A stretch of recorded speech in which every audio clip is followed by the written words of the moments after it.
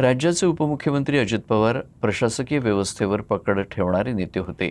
मी अनेक वर्ष अजित पवार यांच्यासोबत काम केलंय. अजित पवार यांच्या जाण्यानं मोठी पोकळी निर्माण झाली आहे. अजित पवार यांच्या जाण्यानं दुःख झालं असल्याचं नाना पटोले यांनी आपल्या शोक संदेशात म्हटलं आहे. म्हणजे विश्वास न बसेल अशी ही बातमी आहे.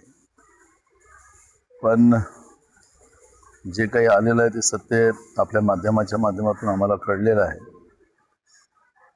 अजित पवार हे खऱ्या अर्थानं एक राजकीय प्रशासकीय व्यवस्थेवरती पकड ठेवणारा एक नेता होता. महाराष्ट्राचं विजन होतं त्या व्यक्तीला. मी अनेक वर्ष त्यांच्याबरोबर महाराष्ट्र विधिमंडळात काम केलेलं आहे आणि शब्दाचा पक्का असलेलं हे व्यक्तिमत्व आज आमच्यात नाही, याचं दुःख सगळ्यांनाच या महाराष्ट्राच्या लोकांना झालेलं आहे. आणि ही जी एक नेतृत्वाची जी महाराष्ट्रामध्ये अजित पवारांच्या नंतर पोकळी निर्माण झाली ती न भरून निघणारी असं मला वाटतं आहे. आणि म्हणून एक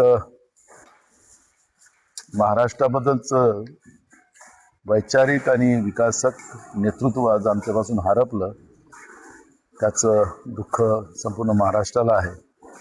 त्यांच्या या दुःखद निधनाचं मी शोक व्यक्त करतो आणि त्यांच्या कुटुंबाला हे दुःख सहन करण्याची क्षमता प्रदान करो अशी मी त्यांना श्रद्धांजली देतो. ही श्रद्धांजली माझ्या परिवाराच्या आणि काँग्रेस पक्षाच्या वतीनं मी त्यांना देतो.